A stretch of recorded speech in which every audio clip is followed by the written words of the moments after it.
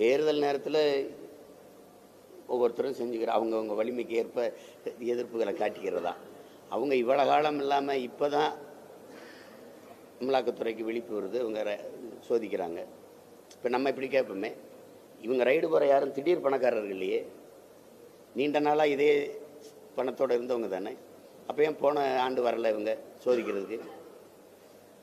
2 மாதத்தில் தேர்தல் வருது, அதனால முடிஞ்ச வரைக்கும் நெருக்கடி கொடுப்போம்னு கொடுக்குறாங்க. இப்போ தமிழக முதல்வர் பார்த்தீங்கன்னா ஜாதி வாரிய கணக்கெடுப்புன்னு சொல்லி பிரதமர் வந்து கடிதம் எழுதியிருக்காரு. தேர்தல் வேற என்ன போஸ்ட் மாஸ்டர் நீங்கள் முதலமைச்சராகினீங்கன்னா கடிதம் தானே எழுதுவார். யார் எடுக்கணும்? யார் எடுக்கணும்? சரி, இப்போ ஏன் எடுக்கலை? சமூக நீதி நீங்கள் பேசுனீங்களா, நிதிஷ்குமார் பேசினாரா? சமூக நீதி ஜெகன்மோகன் ரெட்டி நவம்பர் 15 சாதிவாரி கணக்கெடுப்பு எடுக்கப்படும்னு அறிவிக்கிறாரு. இதை நாங்கள் எவ்வளோ காலமாக பேசணும்? எங்கள் தாத்தா ஆனமுத்து பேசுனாங்க, அப்புறம் எங்கள் ஐயா மருத்துவர் ராமதாஸ் ஐயா பேசுனாங்க, அப்புறம் அவர் பிள்ளைகள் நாங்கள்லாம் பேசி வரோம். நாங்கள்லாம் பேசும்போது எவ்வளோ கேவலமாக பேசுகிறீங்க. இப்போ திடீர்னு ராகுல் காந்தி சகோதரருக்கும் ஐயா ஸ்டாலின் அவர்களுக்கும் சாதிவாரி கணக்கெடுப்பு நீங்கள் தான் எடுக்கணும். அதே அவர்கிட்ட போய் சொல்றீங்க. அவர் தான் அதுக்கு எதிராக இருக்காரு, பிரதமர் தான் அதுக்கு எதிராக இருக்கார்ல. அப்போ அவருக்கு அனுப்பி இப்போ இந்த கடிதம் நான் கேட்டது அதே தான், இந்த கையெழுத்து தான். இந்த 2 மாதத்தில் ஒரு பதவி முடிய போகுது, அவர் என்ன பண்ணுவார்? இப்போ இந்த நாடகங்கள் தான் அசிங்கமாக இருக்குங்கிறேன். நிதிஷ்குமார் யாரை மத்திய அரசு கேட்டுக்கிட்டு இருந்தாரா? வழக்கே போட்டாங்க உச்ச நீதிமன்றத்தில், 2 கிராம ரோட்டுக்கு எடுத்து அடிச்சுட்டு போயிட்டே இருந்தார். ஆனால் நீங்கள் திராவிடம் என்றால் அது முதலில் ஒரு இடத்தை குறித்தது, பிறகு ஒரு மொழியை குறித்தது, அப்புறம் அது ஒரு இடத்தை குறித்தது. அப்போ எல்லாருக்கும் எல்லாம் என்பதா திராவிடம்? எல்லாருக்கும் எல்லாம் தான் திராவிடம்னா எல்லாருக்கும் எல்லாத்தையும் எப்படி கொடுப்பீங்க? எல்லாருக்கும் எல்லாத்தையும் குடிவாரி கணக்கெடுப்பு எடுத்தால் தான் நீங்கள் எல்லாருக்கும் எல்லாம் கொடுக்க முடியும். அதை செய்யலையே. நேற்று தான் கட்சி ஆரம்பிச்சு ஆட்சிக்கு வந்துருக்கீங்களா? சட்டம் அதனை அறிக்கை கொடுத்து எவ்வளோ காலம் ஆயிடுச்சு தெரியுமில்ல உங்களுக்கு? கிடப்பில் போட்ட பெருந்தகை யாருன்னு தெரியுமில்ல? அவங்க அப்பா தானே. அப்புறம் நீங்கள் எடுக்க மாட்டீங்க. எம்ஜிஆர் எடுக்க மாட்டார், நீங்கள் எடுக்க மாட்டீங்க. ஜெயலலிதா மாதிரி எடுத்தால் நீங்கள் யார், உங்கள் எண்ணிக்கை எவ்வளவுன்னு தெரிஞ்சிடும். தமிழர்களை எவ்வளவு காலமாக மற்றவர்கள் ஏமாற்றி அவர்களுக்குரிய இடத்தை அனுபவித்துக் கொண்டிருக்கிறார்கள்னு தெரிஞ்சிடும். அதனால நாங்கள் நெருக்கடி கொடுக்கறதுனால அது ஒப்புக்கு அது நாங்கள் எடுக்கணும்.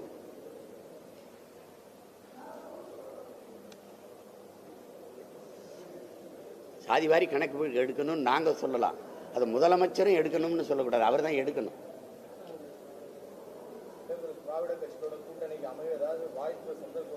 அறவே கிடையாது. நாம் கட்சியை ஆரம்பிக்கும் போது 2010 மே 18 பேசியிருக்கேன் மதுரையில். பாருங்க, இந்திய ஒன்றிய கட்சிகள் திராவிட கட்சிகளோடு எங்களுக்கு எந்த காலத்திலையும் தேர்தல் உடன்படிக்கை கிடையாது. இந்த கட்சிகளுக்கு மாற்றாக தான் தமிழ் தேசிய அரசியலை நாங்கள் முன்னெடுக்கிறது. இது என் தேசம், என் நிலத்தில் வாழுகிற மக்கள், அவர்களுடைய மொழி, கலை, இலக்கியம், பண்பாடு, அவர்களுக்கு தொன்று தொட்ட வேளாண்மை, அனைவருக்கும் கல்வி, கல்விக்கேற்ற வேலை, வேலைக்கேற்ற சம்பளம், பெண்ணிய உரிமை, மத போதையற்ற தூய தேசம், அதில் காட்டு வளம், கனிம வளம், நீர் வளம், நிலவளம், கடல் வளம், இவற்றையெல்லாம் காப்பது. இதுக்கு ஒரு அரசியல் இருக்குது. இந்த அரசியல் என் தேசம், தமிழ் தேசம், தமிழ் தேச அரசியல். இதில் இவர்களோட போய் நான் எங்கே சேர்றது? நீங்கள் ஊழல் லஞ்சத்தை ஒழிக்கணும்ல தம்பி, ஒழிக்கணும்ல. இதில் யாரோட சேர்ந்து ஒழிப்பீங்க? இவர்களை ஒழிக்காமல் ஊழல் லஞ்சத்தை எப்படி ஒழிப்பீங்க? நீங்கள் சொல்லுங்கள், கொஞ்சம் ஒழிக்க சொல்லுங்கள். மதுவை ஒழிக்கணுன்றீங்க, இவங்களை ஒழிக்காமல் எப்படி ஒழிப்பீங்க? என் தம்பி மதுரை முத்து ஒரு நிகழ்ச்சியில் நகைச்சுவை பண்ணுறாரு. நீங்கள் ஆட்சிக்கு வந்தாலும் என்ன பண்ணுவீங்க? மதுவை ஒழிப்பேன். எப்படி ஒழிப்பீங்க? இப்படி கேட்பீங்கன்னு தான் அந்த வரங்க ஒழிச்சு கொண்டாந்துருக்கேன்னு இடுப்புலேருந்து எடுப்பார். அந்த கதையாக இது ரொம்ப நாளாக இந்த நாடகம் நடக்குது, இந்த திருட்டு திராவிட நாடகம். இதை ஒழிக்காமல் நீங்கள் நாட்டில் நல்ல அரசியலை பிரசவிக்கவே முடியாது, பிரசவிக்கவே முடியாது. நல்ல அரசியல் பிறக்காது, நல்ல ஆட்சி அமையாது.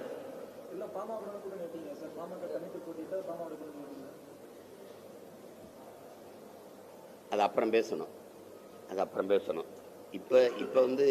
இப்போ ஆளாளுக்கு ஒரு முடிவில் இருப்பாங்க. நான் தனித்து போட்டிடுறேன், அதான் எங்களுடைய முடிவு. அதை பல முறை சொல்லிட்டேன், திரும்ப திரும்ப அதை கேட்காதீங்க. உங்களுக்குள்ள குழப்பம் இருந்தால் அந்த குழப்பத்தை எனக்கு திணிக்கூடாது. இவ்வளோ வேலை செய்கிறேன் நான், அதெல்லாம் செய்யாமல் இருப்பேனா தம்பி? என்ன சொல்லுவீங்க நீங்கள்?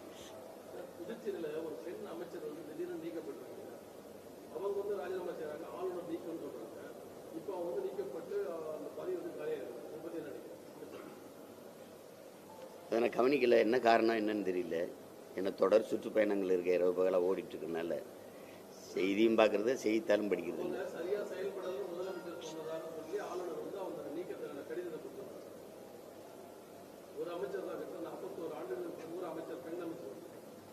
அது அவங்களே நீக்கிட்டாங்க.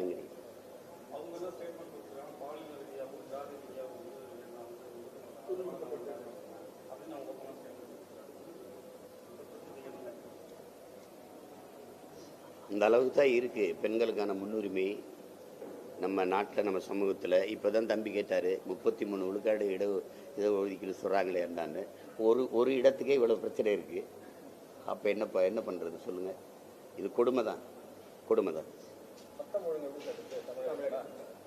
நீங்கள் இப்படி ஒரு கேள்வியை கேட்குற அளவுக்கு இருக்குது. அதுக்கு மேலே நான் ஒன்றும் சொல்கிறது. பாமக தலைவர் அன்புமணி ராமதாஸ் கூட சட்டம் ஒழுங்கு செய்யலைன்றாங்க. எல்லா எதிர்கட்சியும் சொல்கிறாங்க. சார், இப்போ உங்களுக்கு ஒரு கட்சியில் இருக்கீங்க, உங்களோட கட்சி நீங்கள் வளர்ந்து கட்சி, உங்களுக்கு வந்து அச்சுறுத்தல் எதாவது இருக்கா? சட்டம் வேணால் காவலர் மருத்துவது அந்த மாதிரி ஏதாவது பிரச்சனைகள் இருக்கா? சட்டம் உங்களுக்கு எப்படி இருக்குது தமிழ்? அவனுக்கு தெரியும் அச்சுறுத்தினா அஞ்சுற ஆள் இல்லை, அஞ்சுவதும் அடிபணிதும் தமிழன் பரம்பரைக்கே கிடையாதுன்னு சொன்ன தலைவனுடைய பிள்ளைகள்னு தெரியும். என்ன கொடிமறையை தொட மாட்டாங்க, கூட்டம் போடுறதுக்கு அனுமதி தர மாட்டாங்க. எங்கே ஆள் நடமாட்டக்குன்னு ஏதோ முட்டிச்சந்து இருக்குல்ல, அங்கே போய் போட்டவனை பேச விடுங்கம்பாங்க. அங்கேயே பல ஆயிரக்கணக்கில் இவங்க கூடி பிதுங்கி நிற்பாங்க. அது அவங்களுக்கு வைத்தறிச்சலாக இருக்கும். அது வந்து அது ஒன்றும் பண்ண முடியாதுல்ல. அது ஒன்றும் பண்ண முடியாது.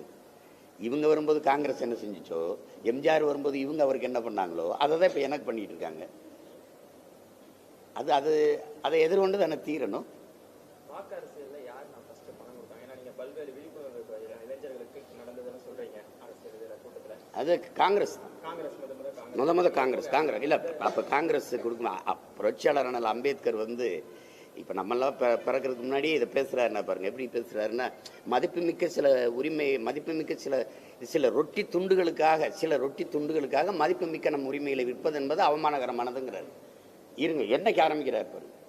அதுக்கப்புறம் எங்கள் தாத்தா தெய்வ திரும்ப முத்துராமலிங்கத்தவர் வந்து ஓட்டுக்கு காசு கொடுக்குறவன் பாவி, அந்த காசை வாங்கிட்டு ஓட்டு போடுறவன் தேச துரோகிங்கிறாங்க. அதுக்கப்புறம் பேரறிஞர் அண்ணா வந்து தங்கத்தை யாராவது தவிட்டுக்கு விற்பானான்றார்.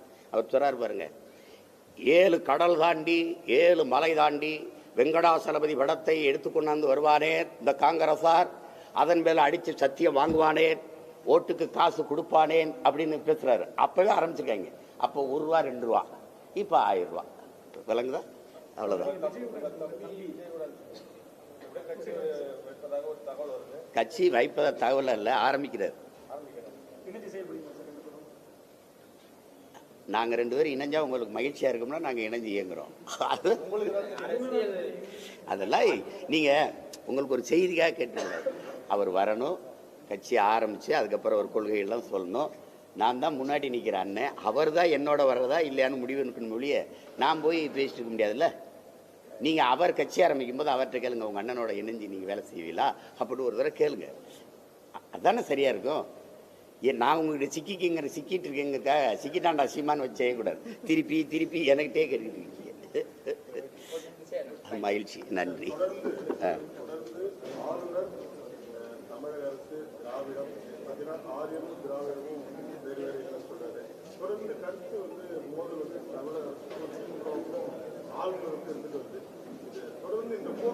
இல்லை ஆரியம் திராவிடம், ஆரியத்தை இந்தியம்னு வச்சு பேசுவோமே.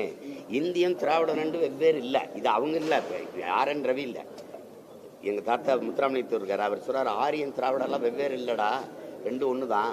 ஒரு நாள் கட்டி பிடிச்சி கை குலுக்கி சங்கமிப்பார்கள், நீ பார்த்துக்கிட்டே இருந்தார். எப்படி சொல்கிறாரு பாருங்க.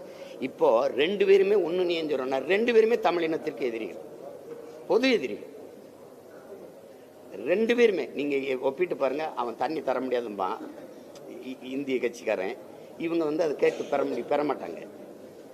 எங்களை ஏமாற்றுவது மட்டும், எங்கள் இனத்தை அடையாளத்தை அழித்து, எங்கள் மொழியை அழித்து, எங்கள் வரலாற்றை மறைச்சு எங்களை வீழ்த்துவதா 2 பேருக்கும் குறிக்கோளை ஒழிய ஒன்றும் இல்லை. நீங்கள் கோயிலுக்குள்ளே வராத தீட்டுனீங்க ஆரியர்கள், இந்தியர்கள்.